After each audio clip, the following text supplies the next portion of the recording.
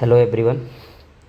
आज हम लोग नए टॉपिक के फिजिकल केमिस्ट्री के नए टॉपिक्स की तरफ जा रहे हैं, जिसमें हम बेसिक कॉन्सेप्ट ऑफ केमिस्ट्री को, यानी कि बेसिक कॉन्सेप्ट्स क्या हैं उस चैप्टर्स के, उसके बारे में रिगार्डिंग बातें करने वाले हैं। हम बातें करने वाले हैं chemical kinetics. Basically chemical kinetics हम कहाँ पढ़ेंगे? फिजिकल केमिस्ट्री में। ठीक है, फिजिकल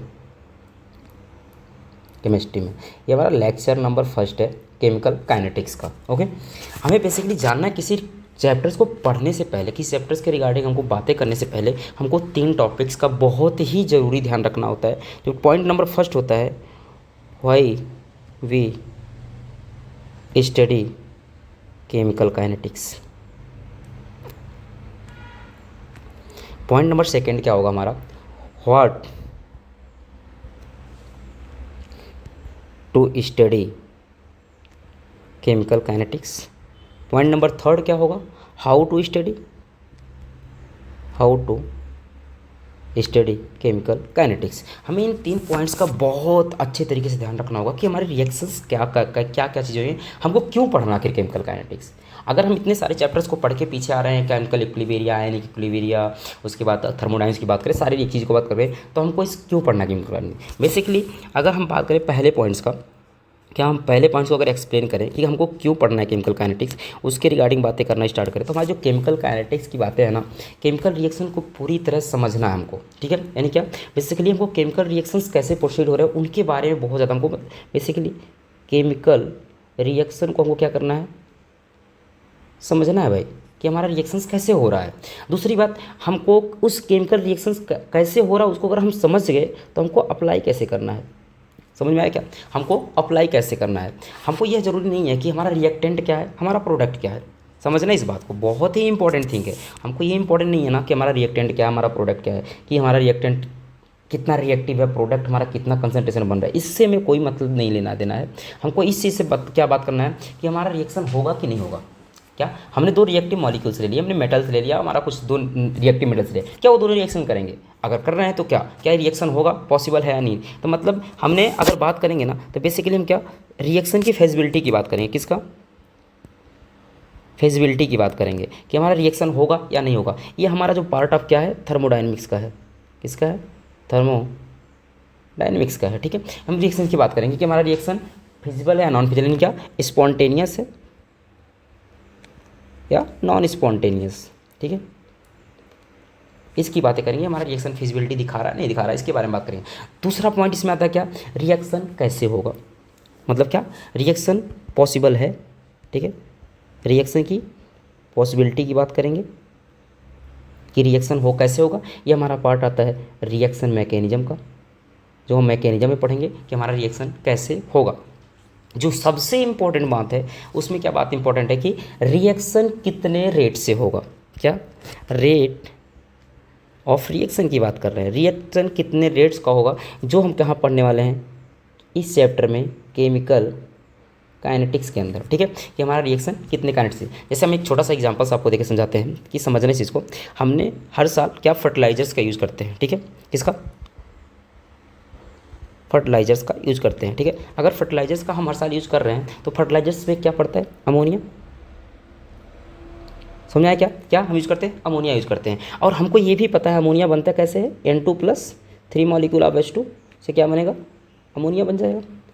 अब हमें इससे नहीं हमको ये चीज़ पता है कि इसका जो गिब्स डेल्टा जी क्या होगा, नेगेटिव होगा। हमको सारी बातें पता है, ये रिएक्टेंट है, ये यूज करेंगे तो हमें अमोनिया मिलेगा। बट हमको यहाँ जानना क्या है कि इसका जो यूटिलाइजेशन है, हमें अभी जितना इसका हमको प्रोडक्शन करना है, कि रेट कैसे बढ़ाए, रेट ऑफ रिएक्शन, यानी क्या हमारा इस अमोनिया बनाने का रेट को कैसे हम क्या करें, इंक्रीज करें। उसके रिगार्डिंग जो बातें होती हैं हम उसको क्या करेंगे, केमिकल काइनेटिक्स के अंदर बातें करने वाले हैं।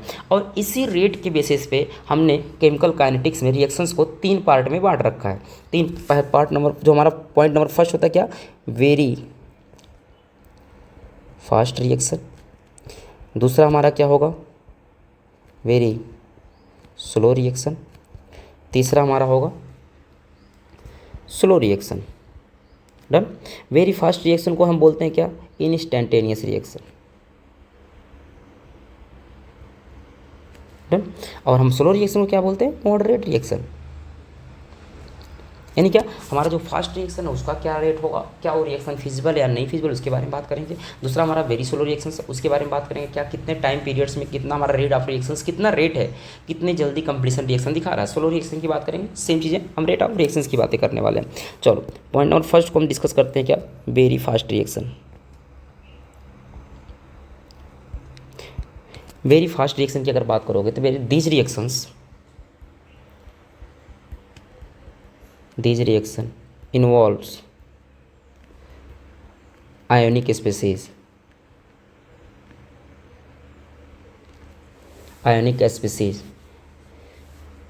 point number second, these reaction take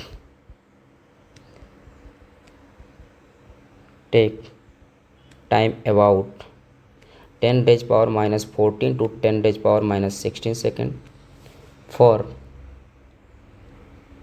completion of reaction. So it is impossible to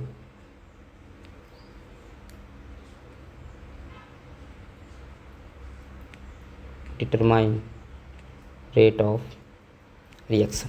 okay, examples देख लेते हैं। जैसे हमने AgNO3 sodium silver nitrate plus sodium chloride का रिएक्शन करवाएं, क्या बनेगा हमारा sodium nitrate plus AgCl।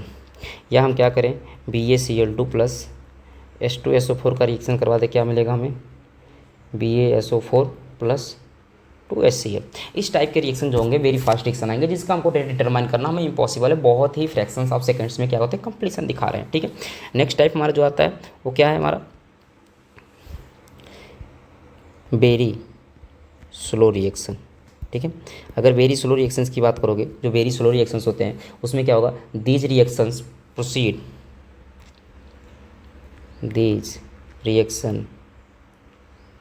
Proceed very slowly, may take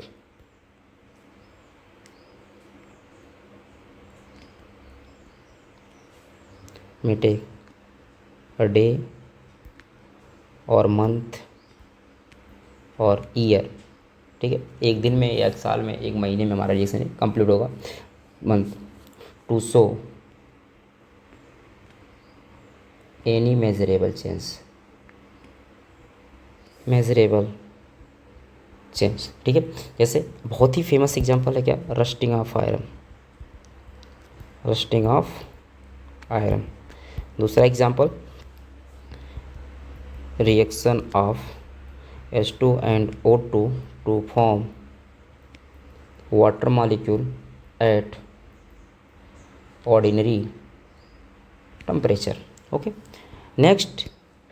ठीक है, अगर हमें वेरी स्लो टाइप के रिएक्शंस में आ जाएंगे तो उसमें हमारा क्या होगा, क्या टाइम, इतना टाइम पीरियड्स के अंदर हमारा रिएक्शन कंप्लीट होगा, तो हमारे लिए वो रेट बेनिफिशियल में नहीं है कि इतना हम बैठ के वेट करेंगे रिएक्शन का। तो हमारा नेक्स्ट आता है second slow reaction, third slow reaction, या आप बात कर सकते हो मॉडरेट रिएक्शन का, मॉडरेट रिएक्शन।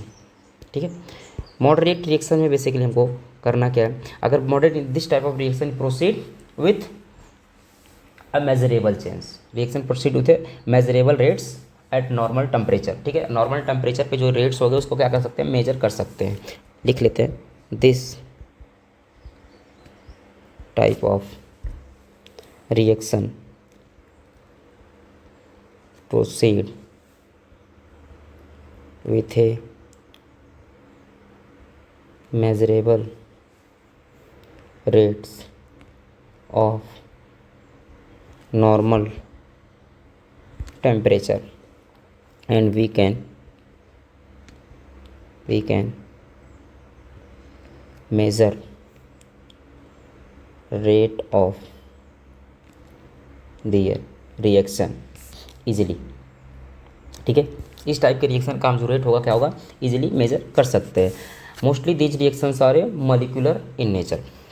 ठीक है, mostly these reaction are molecular in nature. Okay, examples decomposition reaction, decomposition reaction पहला ले लेते हैं। H2O2 का डिकम्पोजिशन देख रहे थे, क्या मिलता है, water molecule plus oxygen gas मिलता है। हमें N2 5 का अगर रिएक्शन देख लेंगे तो क्या मिलेगा,